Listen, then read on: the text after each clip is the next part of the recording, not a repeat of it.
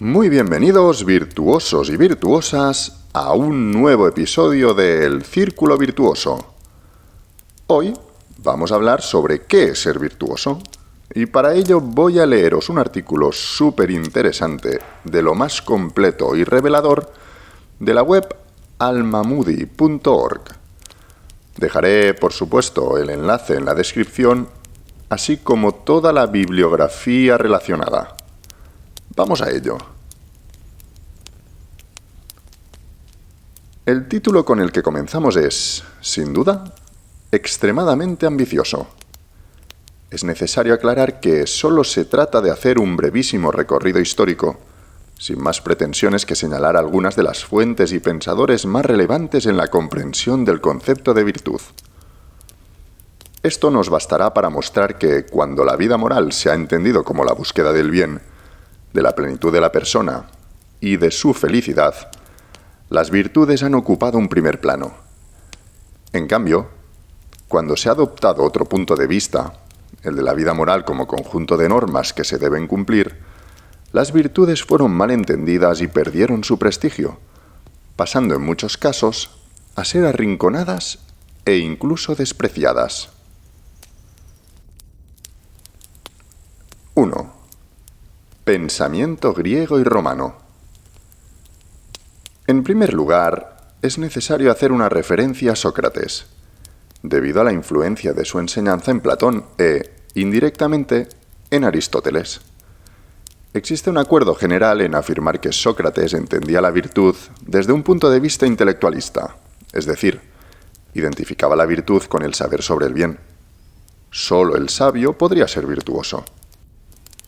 Esta visión de la virtud subraya la importancia de la formación intelectual para la vida moral y funda el plan educativo de Sócrates, que consistirá en enseñar la vida virtuosa, pero tiene el inconveniente, si se lleva al extremo, de negar la responsabilidad moral, pues se podría pensar, por ejemplo, que el criminal lo es solo por su ignorancia del bien.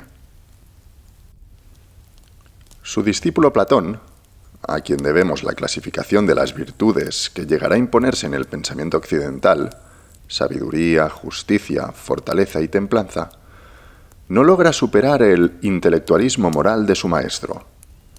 Según algunas interpretaciones, reduce todas las virtudes a la sabiduría. De todas formas, evita caer en la falsa conclusión de que el hombre no es responsable de sus malas acciones, porque en último término sería responsable de dejar que las pasiones le cieguen.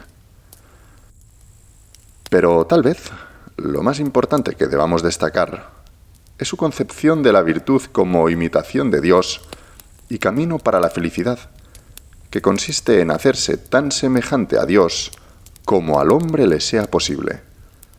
La virtud es también, para Platón, armonía, medida, proporción, salud del alma y medio de purificación de las pasiones. Para Aristóteles, que presenta su elaboración más completa del concepto de virtud en La Ética a Nicómaco, la virtud es una disposición estable de las facultades operativas, tanto intelectuales, virtudes intelectuales o dianoéticas, como apetitivas, virtudes éticas. Aristóteles centra su planteamiento ético en la respuesta a la pregunta sobre el bien, con cuya posesión el hombre obtiene la felicidad, a fin de orientar hacia él su conducta. Como el bien propio de cada ser viene determinado por las posibilidades de su naturaleza, el hombre será feliz en la medida en que actualice sus posibilidades naturales específicas, es decir, su razón. Por tanto, la actividad propia del hombre, la que lo hace feliz, es vivir conforme a las exigencias de la razón. La persona que realiza esta vida buena o eupraxia es la persona virtuosa. Hoy diríamos que Aristóteles adopta, en su planteamiento de la ética, la perspectiva de la primera persona, es decir, del sujeto que actúa, y no la del espectador que juzga las acciones desde fuera, perspectiva de la tercera persona. Respecto al intelectualismo socrático y platónico, puede decirse que queda superado en el pensamiento del estagirita. No basta conocer el bien para practicarlo, ni conocer el mal para dejar de cometerlo. La virtud y el vicio dependen no sólo del conocimiento, sino también de la voluntad. Un dato que corrobora la profundidad del pensamiento aristotélico sobre el tema que nos ocupa es que el renacimiento de la ética de la virtud a partir de la segunda mitad del siglo XX se debe, en gran parte, a la relectura de Aristóteles. Por último, hagamos una breve referencia a los estoicos, que insisten de modo especial en la armonía que existe entre la vida virtuosa y la naturaleza humana. La virtud consiste en vivir conforme a la naturaleza, que equivale a vivir de acuerdo con la razón. El problema es que toman la virtud como un fin en sí y no como un medio para lograr el objetivo de la vida moral. 2. Enseñanzas de la Sagrada Escritura. La Sagrada Escritura no nos ofrece un tratado sistemático de las virtudes. Contiene, sin embargo, las verdades fundamentales sobre la vida virtuosa y, sobre todo, el modelo de virtud, Jesucristo, con el que todo hombre debe identificarse. La referencia a las virtudes como cualidades morales de la persona y, al mismo tiempo, dones de Dios, son constantes en la Sagrada Escritura. El término más empleado para designar la virtud es dinamis, que se traduce al latín por virtud. En el Antiguo Testamento, más que reflexiones sobre virtud, encontramos narraciones y biografías de hombres virtuosos, entrecomillados justos, como Abraham, Moisés, José y un largo etcétera. Estos personajes tienen un elevado valor pedagógico. El concepto de hombre justo designa al hombre que cree en Dios y espera en Él. Es sabio y paciente, misericordioso, prudente, perseverante y humilde. Es decir, vive según la voluntad de Dios y es fiel a su alianza. En algunos libros del Antiguo Testamento, como en el de Sabiduría, se puede detectar una cierta influencia griega. En él se mencionan las 4 virtudes platónicas. ¿Amas la justicia? Las virtudes son sus empeños, pues ella enseña la templanza y la prudencia, la justicia y la fortaleza, lo más provechoso para el hombre en la vida. Sin embargo, hay virtudes que no tienen correspondencia en el pensamiento griego, como la humildad, el perdón o la penitencia. La razón es que la visión del hombre en el Antiguo Testamento es diferente a la griega. El hombre es imagen de su Creador. Ha caído por el pecado y Dios le perdona y le enseña a perdonar. También en el Nuevo Testamento aparece la palabra justicia para designar el conjunto de virtudes que vive una persona santa. En el Sermón de la Montaña, la justicia, entendida en este sentido, es considerada como imprescindible para entrar en el reino de los cielos. Os digo, pues, que si vuestra justicia no es mayor que la de los escribas y fariseos, no entraréis en el reino de los cielos. En la 4ª bienaventuranza, promete el Señor la felicidad a los que tienen hambre y sed de justicia, expresión que hace pensar en un deseo grande y eficaz de cumplir en todo la voluntad de Dios. Por otra parte, todas las bienaventuranzas, que son como un retrato de Cristo, se refieren a las diversas virtudes: pobreza de espíritu, mansedumbre, penitencia, limpieza de corazón.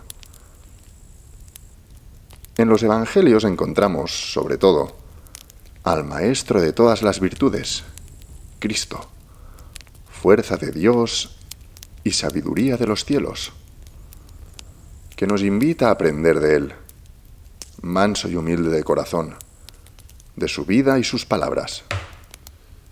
En Él, que es perfecto Dios, se nos muestra a la vez el modelo acabado de la perfección humana, porque es perfecto hombre. El mensaje cristiano entra pronto en contacto con el mundo helenístico, como se puede apreciar en las cartas de San Pablo. Este contacto es, sin duda, enriquecedor.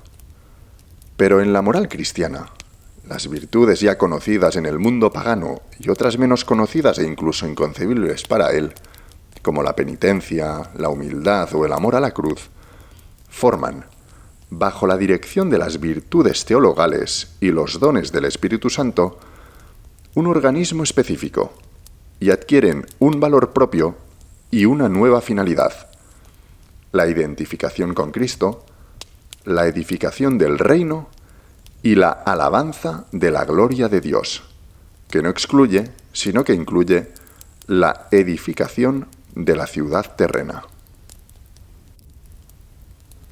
La moral griega solo conocía el esfuerzo humano como medio para adquirir la virtud. Las virtudes cristianas, en cambio, se presentan sobre todo como dones de Dios, como frutos del Espíritu.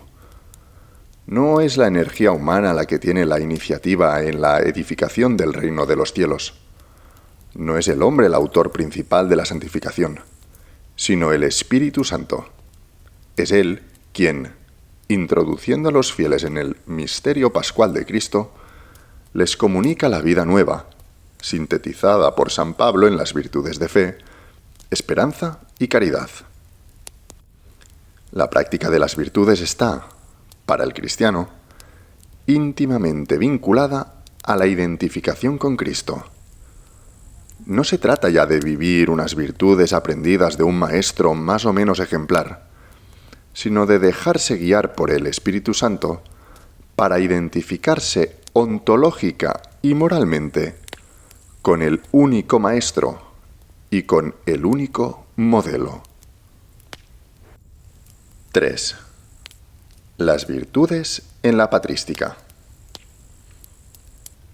Los padres y escritores cristianos de los primeros siglos no elaboran un tratado sistemático sobre las virtudes. Su interés, fundamentalmente, es la predicación de las virtudes que se señalan en la Sagrada Escritura, para instruir a los fieles o para defender la fe. Sus enseñanzas no tienen, sin embargo, un carácter exclusivamente pastoral. La especulación teológica también tiene en ellas una parte importante. La reflexión de los padres sobre las virtudes asume el pensamiento griego y romano, especialmente el platónico y el estoico, sobre todo a partir de Orígenes. Pero su fuente más importante es la Sagrada Escritura. Por eso, para ellos, por encima de las virtudes humanas están siempre las virtudes teologales. La consecuencia es que, en este organismo de virtudes a cuya cabeza están la fe, la esperanza y la caridad, las virtudes humanas adquieren un nuevo relieve, y algunas que, como la humildad o la penitencia, apenas eran consideradas por el pensamiento pagano, pasan a ejercer un papel de primer orden. Probablemente haya sido San Ambrosio, que tomó como modelo el De Officiis de Cicerón para su escrito del mismo nombre, el primero en llamar cardinales a las 4 virtudes platónicas. A ellas se refiere en su interpretación del Génesis 2:10. De Edén salía un río que regaba el jardín, y desde allí se repartía en 4 brazos. El río representa a Cristo, la sabiduría divina, fuente de la vida, de la gracia espiritual, y también de las 4 virtudes que, representadas por los 4 torrentes que nacen del primero, están íntimamente conexas y unidas, de modo que el que posea una, posee también las otras 3. La virtud es, para San Ambrosio, el mayor bien, que dispone de medios sobreabundantes para garantizar el gozo de una vida feliz en esta tierra, y con las que se conquista al mismo tiempo la vida eterna. En el pensamiento teológico de San Agustín, la virtud ocupa un lugar primordial. Es el arte de llegar a la felicidad eterna. De él procede la definición de virtud como una buena cualidad del alma por la cual se vive rectamente, que no puede ser usada para el mal y que Dios produce en nosotros sin nosotros. Cristo es la fuente de todas las virtudes. Es Él, Cristo, quien nos da en esta vida las virtudes. Es Él quien en el lugar y el puesto de todas las virtudes necesarias en este valle de lágrimas nos dará una sola virtud, a Él mismo. Para San Agustín, la caridad es el centro de todas las virtudes y de toda la moral cristiana, hasta tal punto que define la virtud como el orden del amor y considera las virtudes cardinales como distintas funciones del amor. Como la virtud es el camino que conduce a la verdadera felicidad, su definición no es otra que la de un perfecto amor a Dios. Su cuádruple división no expresa más que varios afectos de un mismo amor, y por eso no dudó en definir estas 4 virtudes, que ojalá estén tan arraigadas en los corazones como sus nombres en boca de todos, como distintas funciones del amor. La templanza es el amor que se entrega totalmente al objeto amado. La fortaleza es el amor que todo lo aporta por el objeto de sus amores. La justicia es el amor esclavo únicamente de su amado y que ejerce, por lo tanto, señorío conforme a la razón. Finalmente, la prudencia es el amor que con sagacidad y sabiduría elige los medios de defensa contra toda clase de obstáculos. Otro de los padres que es preciso tener en cuenta en la historia de las virtudes es San Gregorio Magno, sobre todo su comentario al libro de Job, en el que sus reflexiones morales se orientan a la práctica cotidiana de las virtudes. También en él encontramos la idea de la conexión y entrelazamiento de las virtudes. Todas se ayudan unas a otras, de modo que no existe una virtud, por pequeña que sea, si no se sostienen las demás. Si la humildad descuida la castidad, o la castidad abandona la humildad, ¿qué valor tiene en el autor de la humildad y de la pureza una castidad soberbia o una humildad contaminada? En conclusión, los padres ponen de relieve el carácter sobrenatural de las virtudes cristianas. Si deben conducir al hombre a Dios, deben tener su origen en Dios. Presuponen, por tanto, la fe y la esperanza, y no serían nada sin la caridad, que las engendra y orienta en su verdadero fin. 4. La reflexión teológica sobre la virtud en la teología medieval. Durante los siglos XII y XIII, el interés por enseñar la doctrina recibida de siglos anteriores lleva a estudiar en profundidad las características del obrar virtuoso, la condición de verdaderas virtudes de las virtudes adquiridas, la distinción entre virtudes teologales y cardinales, el sujeto de las virtudes, etc. Es preciso destacar las figuras de Pedro Abelardo y de Hugo de San Víctor, que preparan, con sus estudios, el camino de 2 corrientes de pensamiento: la de tendencia aristotélica, el primero; la de inspiración agustiniana, el segundo. Las virtudes mantienen su carácter medular en la ciencia moral de los grandes escolásticos: Abelardo, San Buenaventura, San Alberto Magno. El primer tratado sistemático sobre las virtudes es la Summa Aurea, de Guillermo de Auxerre, en la que se analiza la esencia de la virtud y se estudian cada una de las virtudes teologales y cardinales, los dones del Espíritu Santo, y las propiedades de las virtudes. 4.1. Las virtudes en la moral de Santo Tomás. En la Suma Teológica de Santo Tomás encontramos un estudio profundo y sistemático de la virtud y de cada una de las virtudes.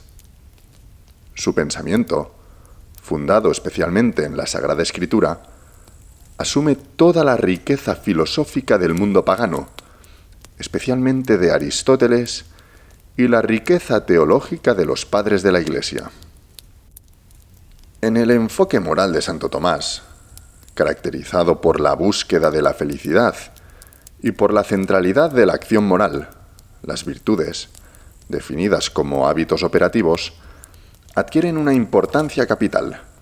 Forman, con los dones del Espíritu Santo, la estructura de toda la vida moral, presidida por la caridad. Son fuerzas interiores que potencian el conocimiento y la libertad, y con la ley moral, entendida como principio intrínseco de la acción, hacen posible la perfección humana y sobrenatural de la persona. La moral de Santo Tomás se organiza en torno a las virtudes y los dones del Espíritu Santo. Las virtudes teologales son infundidas en la razón y en la voluntad por la gracia, y asumen las virtudes humanas. Los dones son necesarios para recibir las inspiraciones e impulsos del Espíritu Santo, con el fin de realizar obras perfectas. A las virtudes morales adquiridas, Santo Tomás añade las virtudes morales infusas, necesarias para adecuar las primeras al fin sobrenatural del hombre. Todo el edificio moral descansa sobre las virtudes, porque el camino indicado para alcanzar la felicidad es la virtud. Ninguna cosa alcanza su fin, si no obra bien en aquello que le es propio. El hombre obra rectamente cuando obra según la virtud, pues la virtud es aquello que hace bueno a quien la posee y también su obra. Por tanto, como el último fin del hombre es la vida eterna, no todos la alcanzarán, sino solo aquellos que obren según la virtud. 4.2. Las virtudes en el nominalismo. Con el nominalismo bajo medieval, llegamos a un mal momento para la fortuna del concepto de virtud. Se puede afirmar que, a partir de entonces, la virtud pierde el lugar que le corresponde en la ciencia moral. La razón última hay que buscarla en un concepto erróneo de libertad, impuesto por Occam, según el cual ésta no consiste esencialmente en el poder de obrar con perfección, es decir, de acuerdo con la recta razón, cuando se quiere, sino en el poder de elegir entre cosas contrarias, independientemente de toda otra causa distinta a la propia voluntad. La concepción de la libertad como indiferencia impide entender la virtud como una cualidad que, al potenciar a la inteligencia y a la voluntad para conocer, amar y realizar el bien, nos hace más libres. Por el contrario, se llega a pensar que, en la medida en que las virtudes inclinan a actuar en una dirección determinada, disminuyen la indiferencia de la voluntad para poder elegir libremente entre cosas contrarias. A partir de Occam, el centro de la moral ya no es la virtud y el deseo de la felicidad, sino la ley y la obligación de cumplirla, pero no porque la ley represente la verdad sobre el bien del hombre, sino porque está mandada. La virtud queda reducida a un mecanismo psicológico creado por la repetición de actos, es decir, como una costumbre que refrena las pasiones para que la voluntad cumpla la obligación que le impone la ley, olvidando que su verdadero papel consiste en ser una determinación que asegura la perfección de las acciones humanas. Para los moralistas, la virtud se convierte simplemente en una categoría tradicional y cómoda en la que situar las obligaciones morales. En el campo de la libertad de indiferencia, ya no hay necesidad de la virtud. Es incluso lógico rechazarla. Es lo que harán los manuales de moral cuando supriman el tratado de las virtudes de la moral fundamental y los mandamientos sustituyan a las virtudes a la hora de dividir la moral especial. Sin duda, hubo en aquel tiempo muchos hombres virtuosos, pero la idea de la virtud estaba casi muerta y sólo subsistiría en la sombra. 5. Las virtudes en el pensamiento moderno. 5.1. Las virtudes en la teología moral. La teología católica posterior al nominalismo abandona el positivo enfoque de las virtudes y se centra, sobre todo, en determinar la ley moral, aplicarla a los casos de conciencia, delimitar los pecados y señalar los medios para evitarlos. Las consecuencias de este planteamiento fueron muy negativas para la enseñanza de las virtudes. La tendencia general de los manuales de moral, a partir de las instituciones morales de Juan de Azor, es reducir la teología moral al estudio de los aspectos y preceptos comunes a todos los cristianos, ordenados en torno al Decálogo. En esta línea, la moral especial se organiza en torno al Decálogo, y las virtudes son tratadas casi exclusivamente desde el punto de vista de las obligaciones que compartan. Entre ellas, las más estudiadas serán la justicia, la templanza y la castidad. El estudio de las virtudes se deja a la teología espiritual, que, debido a su carácter práctico, se preocupa más de la aplicación de las virtudes a la vida cristiana que de profundizar en su naturaleza. Las virtudes teologales e infusas serán estudiadas en la teología dogmática, como parte del Tratado sobre Gracia. La influencia del nominalismo en el tratamiento teológico de la virtud durante la Edad Moderna es innegable. La libertad entendida como indiferencia de la voluntad para determinarse a sí misma a obrar a favor o en contra de la ley, hace que la virtud se considere solamente como una buena costumbre que facilita el acto libre, pero que no lo produce ya desde el interior para conferirle su pleno valor. La virtud, que por naturaleza estaba llamada a la búsqueda y consecución del máximo de perfección en el obrar, queda reducida a la búsqueda del mínimo esfuerzo para no pecar, perdiendo el atractivo que tenía en otros tiempos. Las virtudes tuvieron todavía peor suerte en la teología protestante. La doctrina luterana de la justificación no es compatible con una moral de las virtudes, pues tal justificación no cambia ni renueva al hombre en su ser más íntimo, sino que permanece pecador.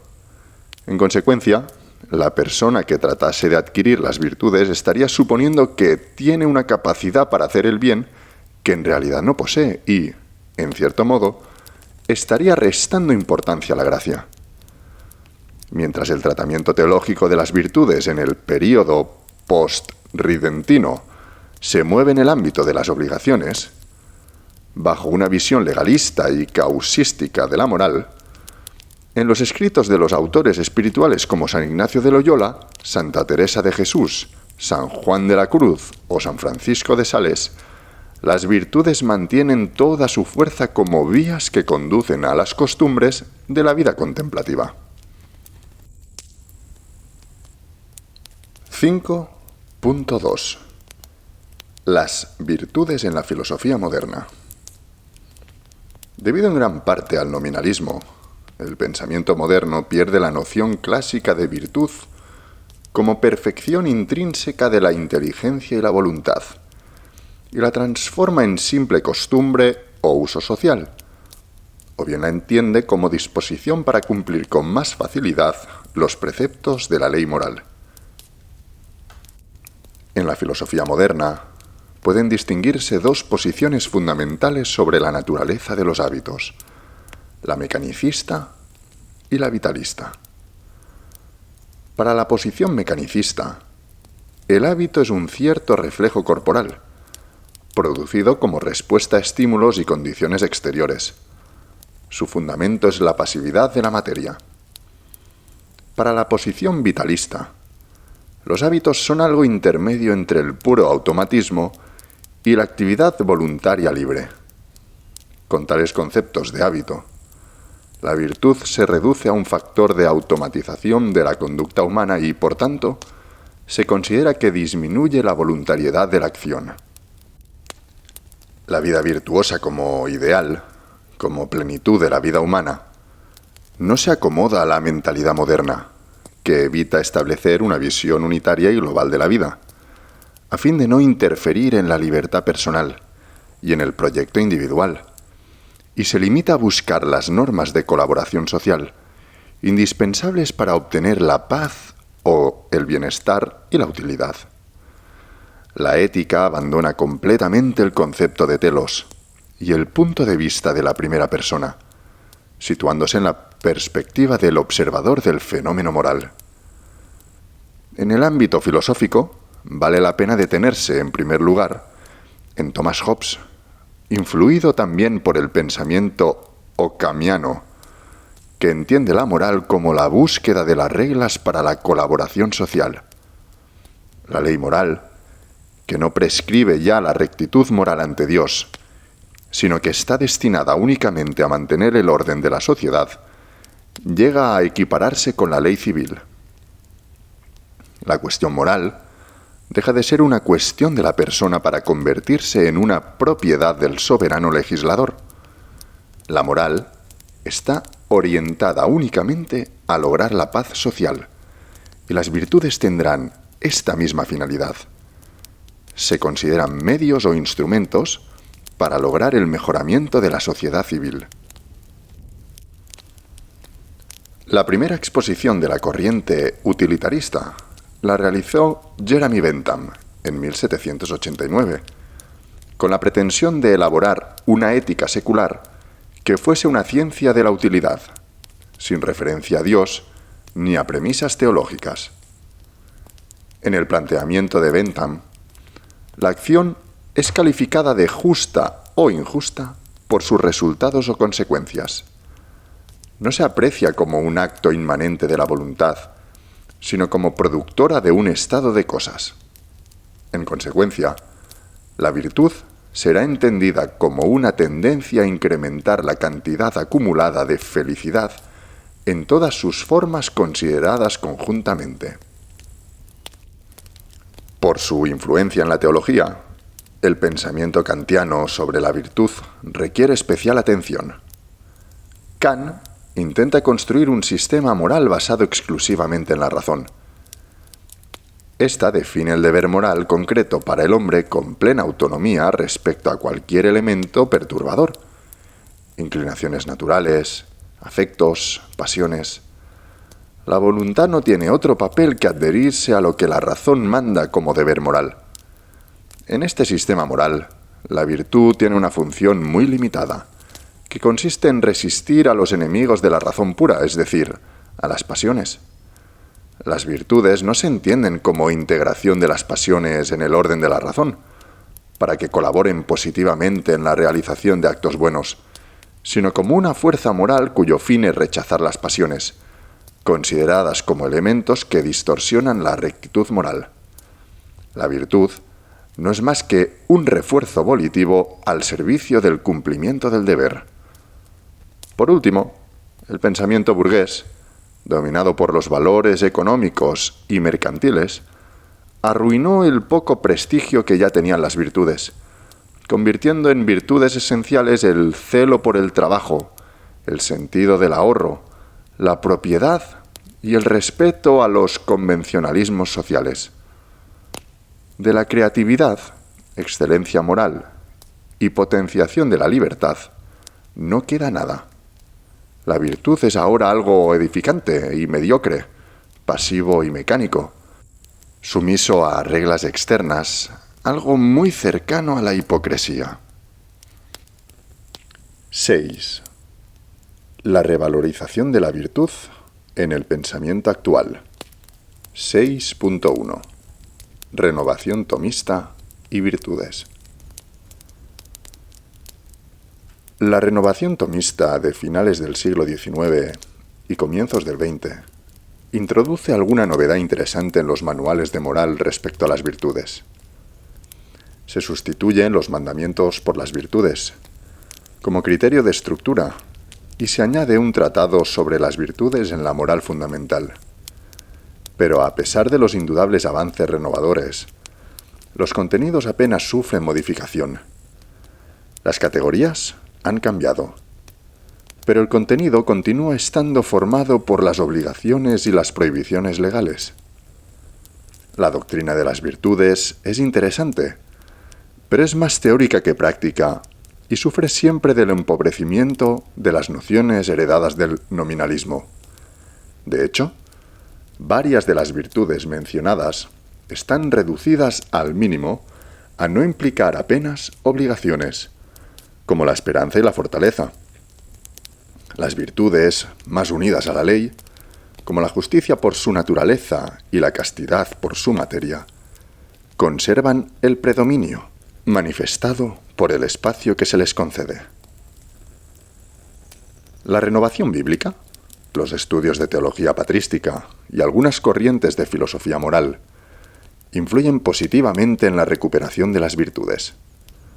No obstante, quienes ejercen el mayor impulso son los autores que, entre los años 30 y 60 del siglo pasado, tratan de renovar la teología moral buscando en las virtudes teologales los principios específicamente cristianos sobre los cuales fundamentar y estructurar esta disciplina.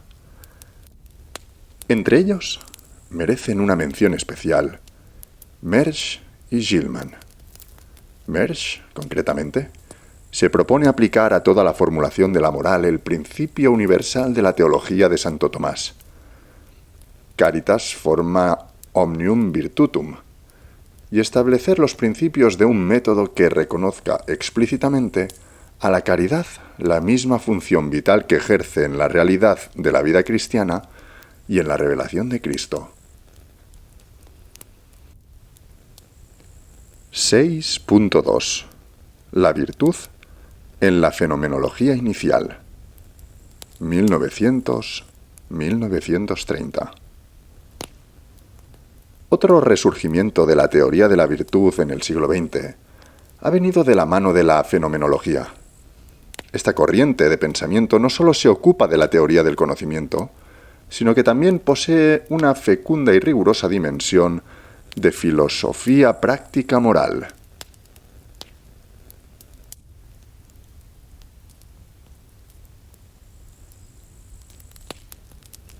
Entre los fenomenólogos fue Max Scheler quien más se ocupó de los asuntos morales, también de la virtud. En su concepción, la virtud aparece sobre todo de dos modos. Por un lado, en sí misma, como tendencia permanente a actuar de cierto modo o con sus expresiones más propias, como configuración del ordo amoris que rige e impulsa la acción. Por otro lado, como la conciencia inmediata que el sujeto posee de lo que es capaz de llevar a cabo en el marco de ciertos valores.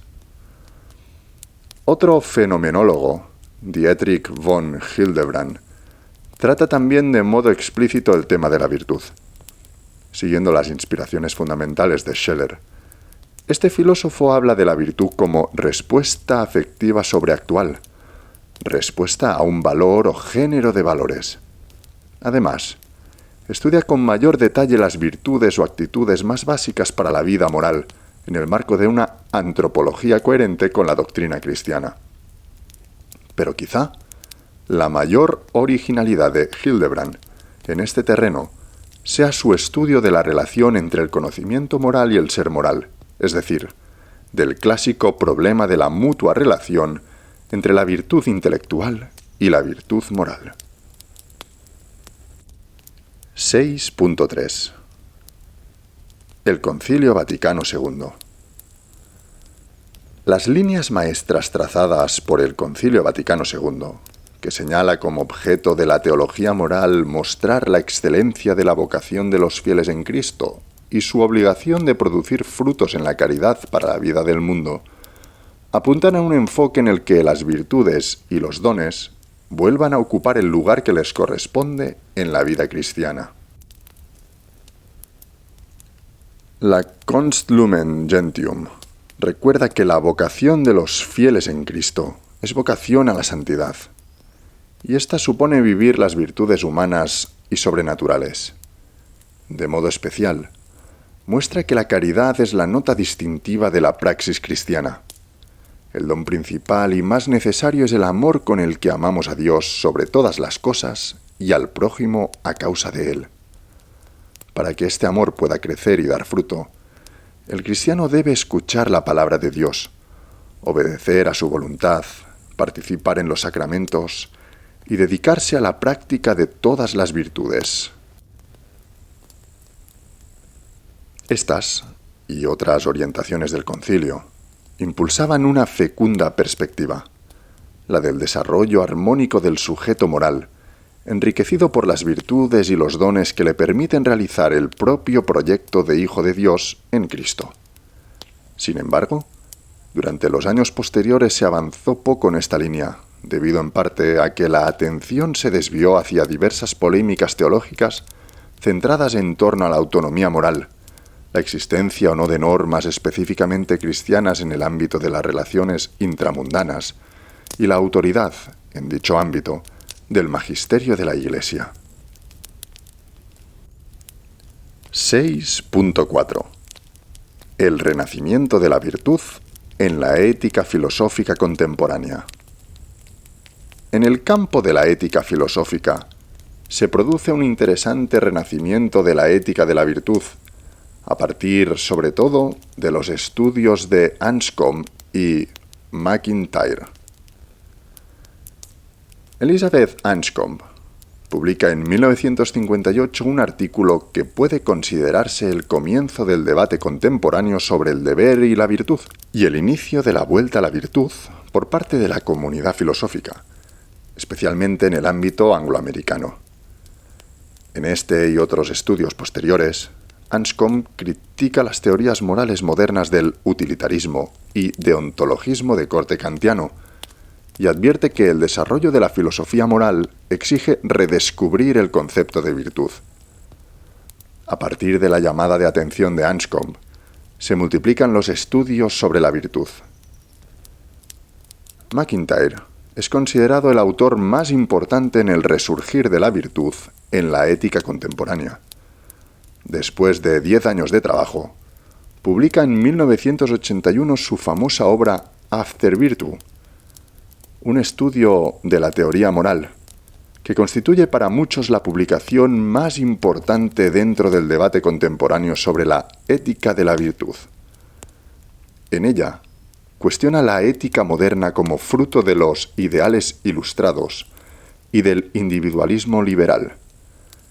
En su opinión, el proyecto ilustrado ha fracasado porque sus principales exponentes rechazaron la concepción teológica de la naturaleza humana y la visión del hombre como poseedor de una esencia que define su verdadero fin.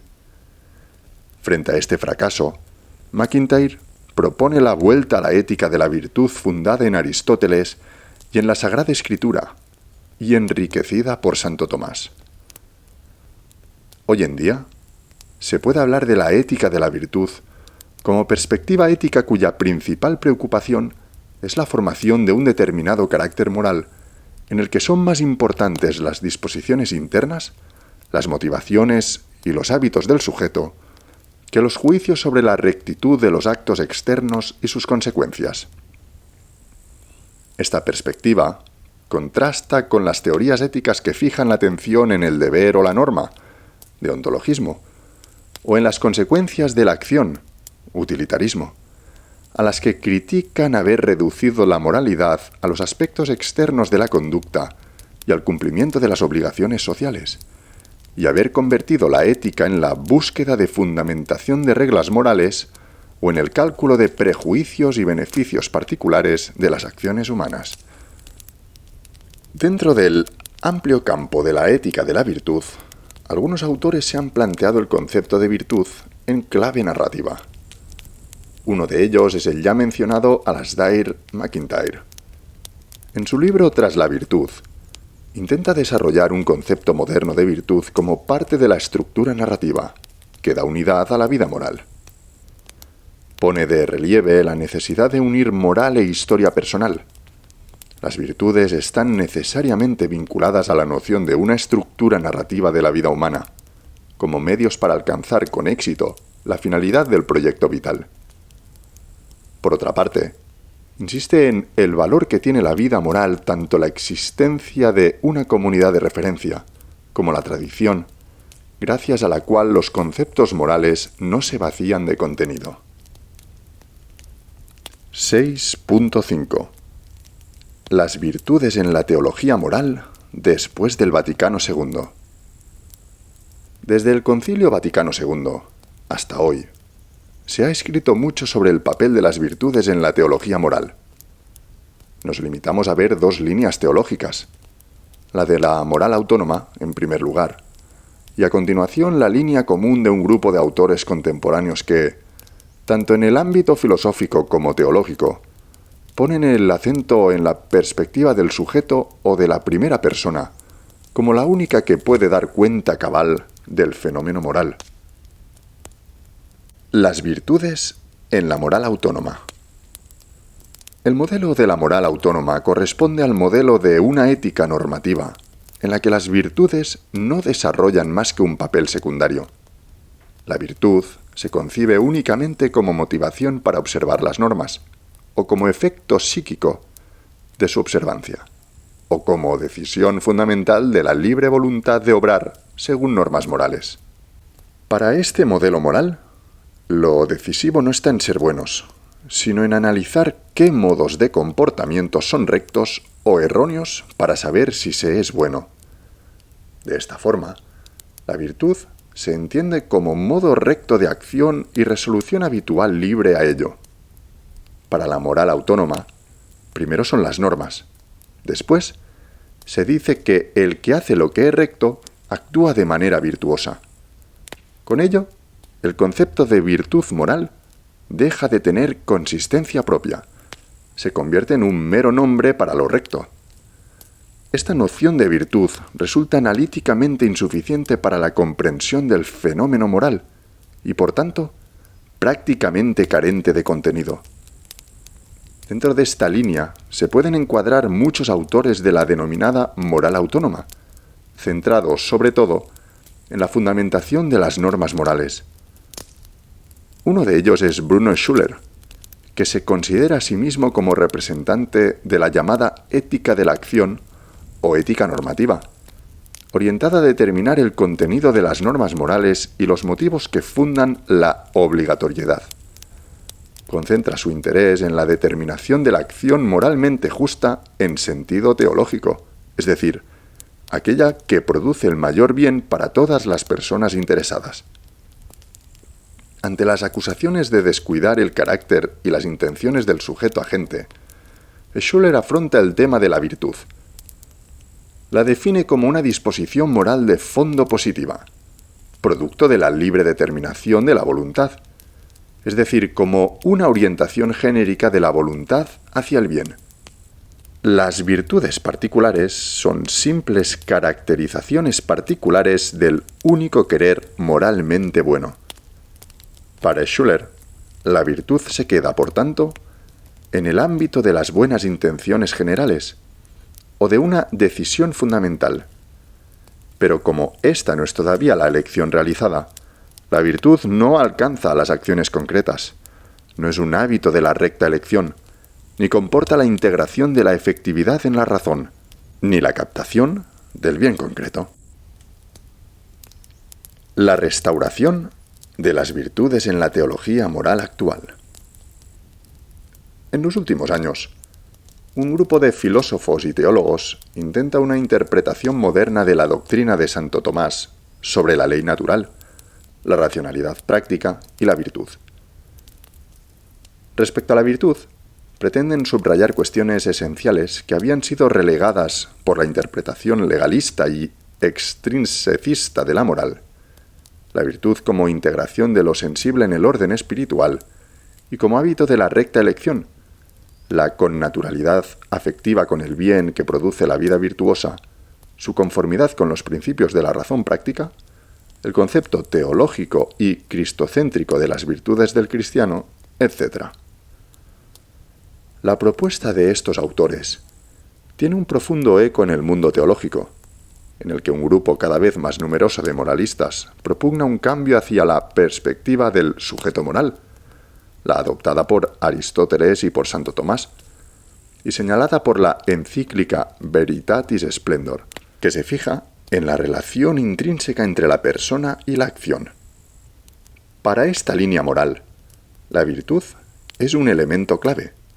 Gracias a ella, la libertad recupera su verdadera finalidad, que es la realización de la verdad sobre el bien, a fin de alcanzar la plenitud de vida, y no el mero cumplimiento de la ley, ni mucho menos su creación.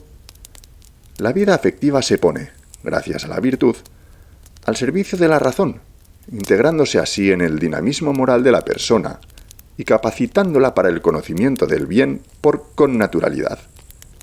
Y el deber, aislado de su comprensión kantiana, encuentra en el terreno de la virtud su verdadera rehabilitación. Hoy se puede hablar en el ámbito de la teología moral de un verdadero renacimiento de las virtudes, que responde a causas de muy diversa índole. Además de la influencia de la ética filosófica que ha ejercido en este campo sobre los teólogos, cabe destacar motivos propiamente teológicos: la visión de la moral como seguimiento de Cristo, la toma de conciencia de la vocación de todo cristiano a la santidad, la concepción de la vida cristiana como una misión a cumplir, participación de la misión de Cristo, y el convencimiento de que lo humano es parte integrante de la vocación divina. Una de las conclusiones que se pueden extraer de este breve recorrido histórico es que el concepto de virtud solo puede valorarse adecuadamente en el contexto de una ética orientada a la búsqueda de una vida feliz, encaminada a la santificación, a la unión con Dios en Cristo, y no solo ni principalmente a la fundamentación y cumplimiento de obligaciones morales. Si la moral se reduce al cumplimiento de obligaciones, las virtudes pierden su papel y se convierten, en el mejor de los casos, en mecanismos que facilitan el cumplimiento de las normas. Por otra parte, cuando en la ciencia moral se adopta la perspectiva de la tercera persona, es decir, del observador que juzga solo el aspecto externo de la acción, no se valoran las virtudes. Estas solo adquieren todo su relieve cuando se adopta la perspectiva del sujeto agente y, por tanto, se tiene en cuenta no solo la acción externa, sino todo el acto interior de la persona, de sus disposiciones voluntarias y afectivas más o menos estables, y los motivos e intenciones que le llevan a realizar la acción. Solo esta perspectiva nos permite, además, tener una visión realista del sujeto moral, de su debilidad natural para alcanzar su perfección humana y sobrenatural, y por tanto, de la necesidad de adquirir las virtudes humanas y sobrenaturales. El concepto de virtud es clave para la renovación de la teología moral. Por una parte, salva la originalidad y la autonomía del esfuerzo humano en su temporalidad. Por otra, gracias a la prioridad de las virtudes infusas, interioriza la ley moral. De este modo, la teología moral puede unirse de nuevo a la teología espiritual, sin la cual la moral cristiana perdería su profundo sentido.